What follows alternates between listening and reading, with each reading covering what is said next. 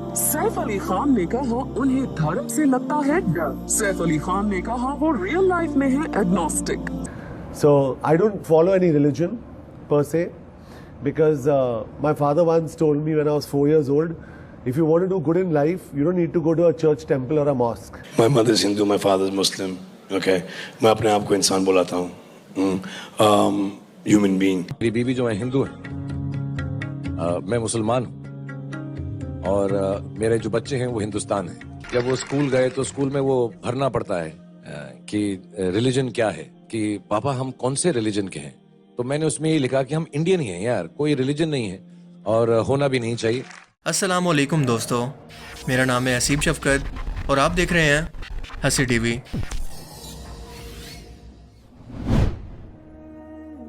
खुद को सिर्फ अपने नाम की वजह से मुसलमान कहलवाने वाले आपके बॉलीवुड हीरोज जिन्हें देख देख कर आपका बचपन और जवानी गुजरी, दरअसल मुसलमान है ही नहीं।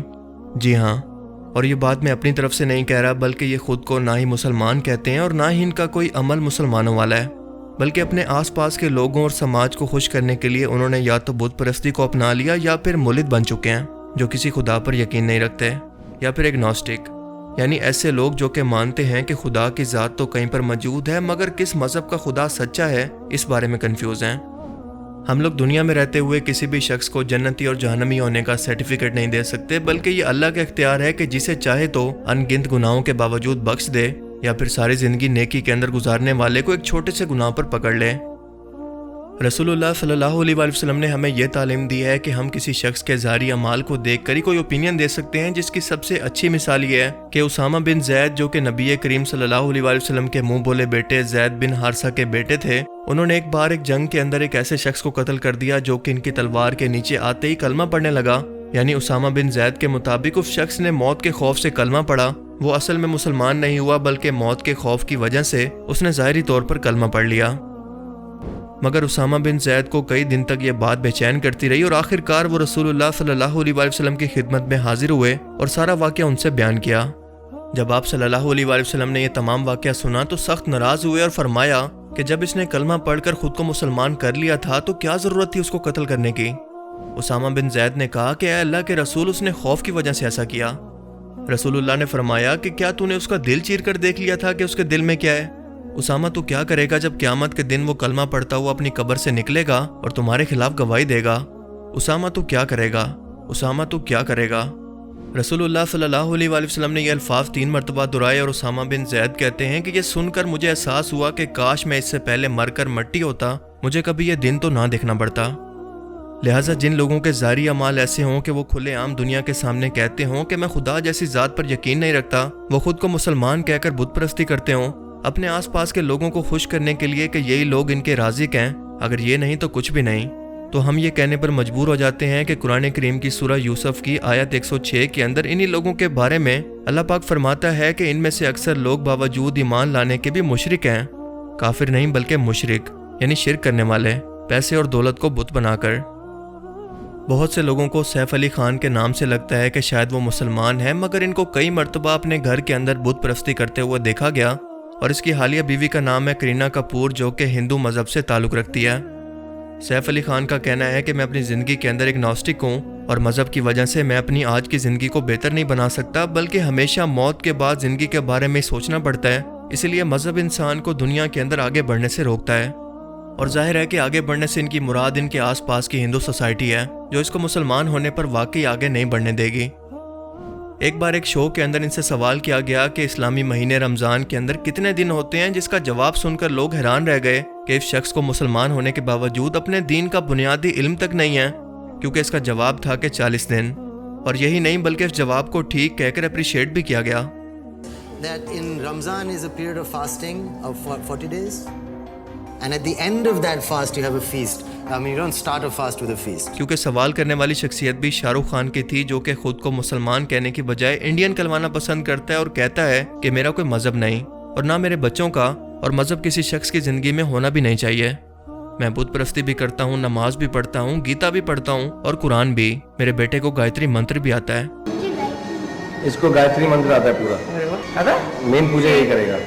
So next to Ganesha and Lakshmi, we have the Quran also there, and we put our hands together and say the Gayatri Mantra, which my son says, and I say Bismillah with him.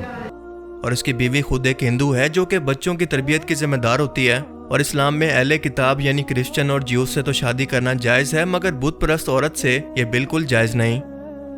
دنیا بھر کی کامیابیاں سمیٹنے کے بعد اور بے تحاشا دولت کمانے کے بعد جب اللہ قیامت کے روز اس دولت اور جوانی اور علم کے متعلق سوال کرے گا تو ایسے لوگوں کے پاس کوئی جواب نہیں ہوگا، یہ اوندے منہ اپنے خداؤں کے ساتھ جہنم میں ڈالے جائیں گے جس کا ایندھن انسان اور پتھر ہیں، پتھر سے مراد بت۔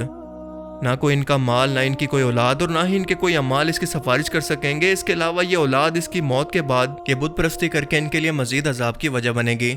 اس لیے مال اور اولاد کو فتنہ کہا گیا ہے کہ دولت اگر اچھے کام کے اندر استعمال ہو اور اولاد نیک ہو تو مرنے کے بعد بھی آپ کے لیے صدقہ جاریہ، ورنہ ہمیشہ کے لیے عذاب کی وجہ بن سکتے ہیں۔ سلمان خان کو بھی کئی مرتبہ دنیا کے سامنے بت پرستی کرتے ہوئے دیکھا گیا، اور اس کا بھی کہنا ہے کہ میں خود کو مسلمان نہیں بلکہ انسان بلاتا ہوں، جو سیدھا سیدھا اپنے ہندو سماج کی ہمدردیاں سمیٹنے کے لیے ایک پولیٹیکل سا جواب ہے تاکہ کام چلتا رہے۔ ان لوگوں کے لیے تو مسلم ایک لفظ گالی کے جیسا بن چکا ہے۔ بہت لوگ کہتے ہیں کہ سلمان خان بہت چیریٹی کرتا ہے، اپنی آمدنی کا زیادہ تر حصہ غریب لوگوں پر یا ڈونیشن میں خرچ کرتا ہے۔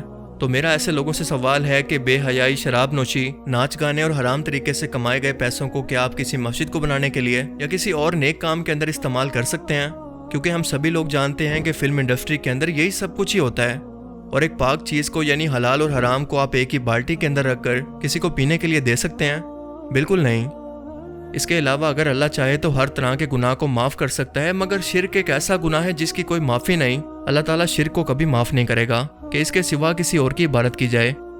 ان لوگوں کو مسلمانوں کا رول ماڈل ہونا چاہیے تھا، کیونکہ نوجوان نسل خاص طور پر انہیں دیکھ کر اور ان کی ہر ایک بات اور عمل سے انسپائر ہو کر ہر وہ کام کرنے کی کوشش کرتی ہے جو یہ لوگ کرتے ہیں۔ یہ لوگ ٹرینڈ سیٹر ہیں۔ تو کیا آج ان لوگوں کو فالو کرنے والی نوجوان نسل ایک پریکٹیکل مسلم بنے گی یا پھر ان کو دیکھ کر ایک ایتھیسٹ؟ یہ فیصلہ آپ خود کر سکتے ہیں۔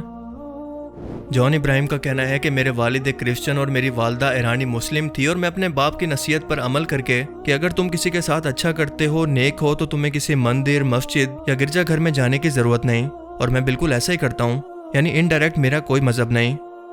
شیطان نے ایسے لوگوں کو دنیا کی دولت اور شہرت کا لالچ دے کر اتنا گمراہ کر دیا ہے کہ اس سے آگے انہیں کچھ نظر ہی نہیں آتا، حالانکہ یہ سب کچھ سالوں کے بعد موت ہمیشہ کے لیے ان سے ختم کر دے گی، اور شیطان انہی چیزوں سے انسانیت کو گمراہ کرتا ہے، اسے ہمیشہ کی زندگی کی امید دلوا کر۔ اس لیے آپ کو ایسے لوگوں کو اپنا ہیرو اور رول ماڈل بنا کر شیطان کے اسی دھوکے کے اندر چلنا ہے، یا پھر اس ہستی کو اپنا رول ماڈل بنانا ہے جن کے بارے میں اللہ پاک خود فرماتا ہے کہ تمہارے نبی نہ کبھی بہکے ہیں اور نہ کبھی بے راہ چلے ہیں۔ یہ فیصلہ آپ پر ہے۔ اللہ تعالیٰ ہمیں سمجھنے کی اور نیک عمل کرنے کی توفیق عطا فرمائے، آمین۔